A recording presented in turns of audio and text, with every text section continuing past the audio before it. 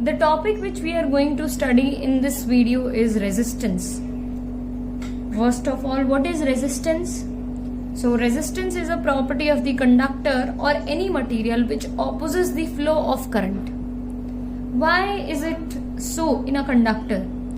So उसको समझने के लिए I would take you back to session 3.1 जहाँ पे हमने collisions के बारे में पढ़ा था इलेक्ट्रॉन्स के.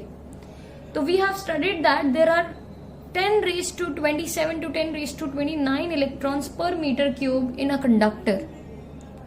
Since इतने सारे इलेक्ट्रॉन्स हैं तो there are so many collisions occurring और ये collisions की वजह से ही हमारा जो opposition है करंट को वो फील होता है. तो it is because of collisions between electrons and positive ions of the conductor because of which resistance occurs. जो सर्किट में इलेक्ट्रिकल कंपोनेंट ये रेजिस्टेंस प्रोवाइड करता है उसको हम नाम दे देते हैं resistor. And it's circuit symbol is this zigzag line. ये आप ऑलरेडी पढ़ चुके हो 10th स्टैंडर्ड में. It is denoted by R. अब इससे पहले वाले वीडियो में हमने ये तो बता दिया था कि रेजिस्टेंस किन किन फैक्टर्स पे डिपेंड नहीं करता है. It does not depends on the potential difference of the conductor and it does not depend on the current inside the conductor. So on what factors it depends on? तो उसको समझने के लिए मैं आपको एक रिलेशनशिप फिर से पिछले वीडियो में से रिवाइज करने के लिए बोलूंगी which was I is equal to NE square tau upon M into A by L into V. अगर मैं इसको थोड़ा रीअरेंज कर दूं फॉर्मूला को तो it would become V is equal to M upon N E square tau A L by A into I. Basically मैंने ये पूरे टर्म को इधर ट्रांसपोर्ट कर दिया. तो एज पर the Ohm's law V is equal to I into R. तो V की जगह V है, I की जगह I है.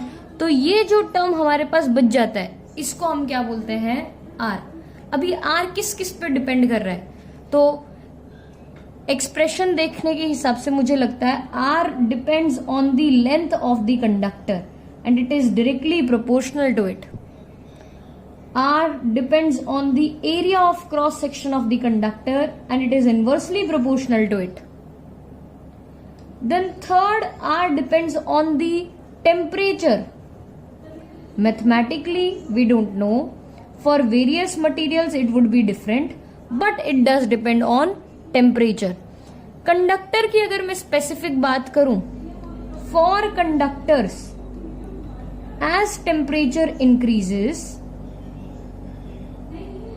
R increases. As temperature increases R increases.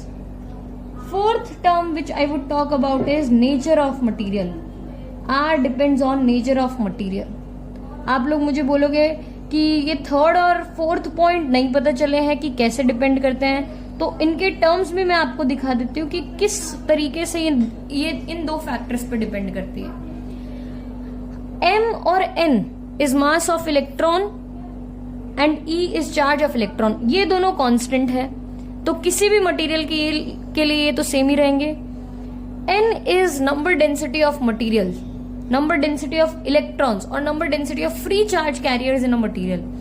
अब हर मटेरियल की नंबर डेंसिटी अलग अलग होती है. कंडक्टर्स की अलग, सेमीकंडक्टर्स की अलग, इलेक्ट्रोलाइट्स की अलग, इंसुलेटर्स की अलग, अलॉयज की अलग.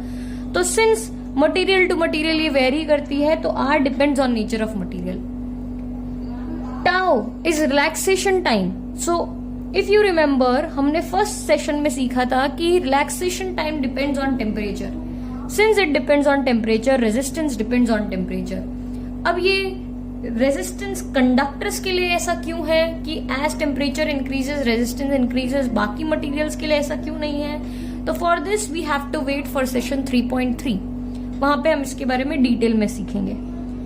लेकिन ये सब पढ़ने के बाद अगर मैं इन दो को कंबाइन करूं तो मुझे एक फॉर्मूला मिलेगा.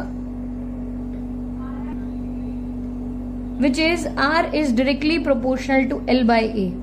As we remove the proportionality sign, a constant introduce होगा which would be denoted by rho, and this constant would be our next topic, which is resistivity.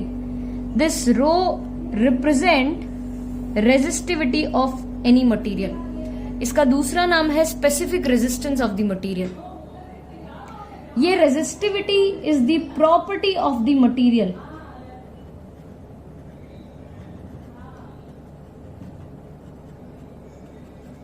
अगर मैं इसके SI यूनिट की बात करूं तो rho is equal to R A by L से मैं इसका SI यूनिट डिराइव कर सकती हूं.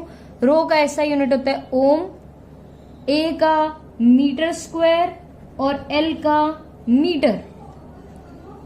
तो ohm metre square upon metre last में बच जाएगा हमारे पास ohm metre. So the SI unit of resistivity is ohm metre. If we talk about dimensions, तो डायमेंशंस के लिए अगेन रेजिस्टेंस का डायमेंशन के आगे एक L और ऐड कर दो, तो dimensions of resistivity would become ML3 T-3A-2. On what factors resistivity depends on? So it depends on two factors. Again जो हमारे लास्ट दो फैक्टर्स रेजिस्टेंस के हैं वही है, इनमें यहां पे भी हम वही लिखेंगे. It depends on nature of material and temperature.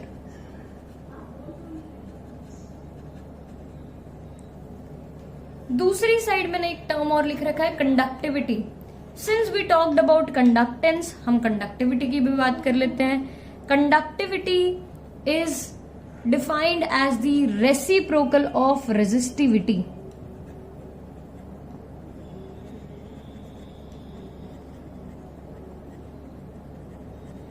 It is denoted by a symbol sigma. Sigma would be equal to 1 by rho. Its SI unit would be reciprocal of resistivity, which would be ohm inverse meter inverse or mho per meter. Dimensions resistivity के reciprocal हो जाएंगे, which would be M-1 L-3 T³ A². The next topic which we are going to see is vector form of Ohm's law.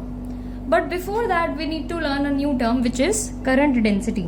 It is denoted by J vector and it is defined as current per unit area. Its direction is along area vector. The SI unit of current density is current per unit area is the formula of it. So the SI unit would be ampere per meter square.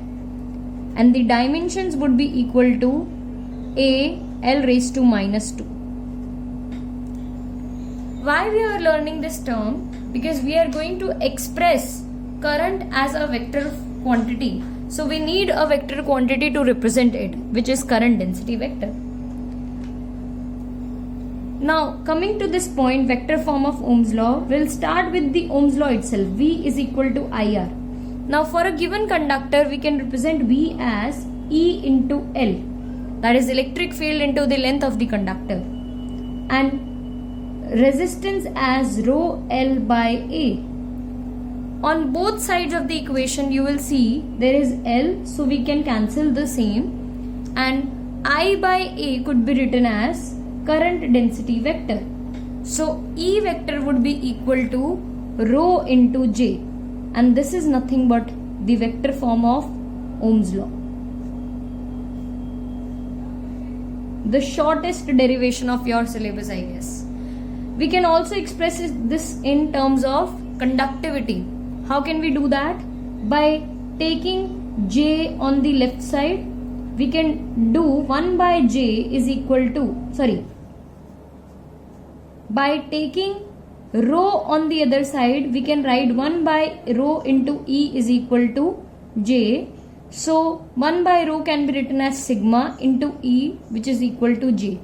So there are two forms of vector form of Ohm's law, which is E is equal to rho into J or J is equal to sigma into E. Continuing with this, we are going to see the next and the last topic of this session, which is molecular concept of resistivity. To see on what factors resistivity depends on and how it is really dependent on that, we are going to learn this concept. Again, we are going to start by Ohm's law, which is V is equal to I into R, substituting all the terms as E into L, N E A V D and rho L by A. Now, A would get cancelled, L would get cancelled, and instead of VD, we could write E tau by M into rho. Now, E would get cancelled on both the sides, so rho would be equal to M upon Ne square tau. We can also see this from the expression of Ohm's law, which we have studied in this session. Now, N being the number density would represent the nature of material. So resistivity depends on that. And tau is the relaxation time, which depends on temperature. So resistivity also depends on the temperature. And this completes our session 3.2. Thank you everyone.